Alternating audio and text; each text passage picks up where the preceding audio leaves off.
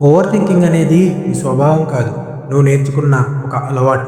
నీ ఆలోచనలు మళ్ళీ మళ్ళీ తిరుగుతూనే ఉంటే, నువ్వు వాటిపై కంట్రోల్ కోల్పోతున్నట్టు అనిపిస్తే అది నిజం కాదు. అది కేవలం ఒక మైండ్ ట్రాప్. కానీ విను, దాన్ని బ్రేక్ చేయడానికి నీకు పవర్ ఉంది. మొదటిది, నీ ఆలోచనలు పేపర్ మీద రాయి. నీ బ్రెయిన్ వాటిని రిపీట్ చేస్తుంది, ఎందుకంటే అవి ఇంకా కంప్లీట్ కాలేదు అని అనుకుంటుంది. ఒకసారి రాస్తే నీ మైండ్ వాటిని వదిలేస్తుంది. రెండవది, ఓవర్ థింకింగ్ స్టార్ట్ అయింది అని తెలిసినప్పుడే దాన్ని ఇంటరప్ట్ చేయి.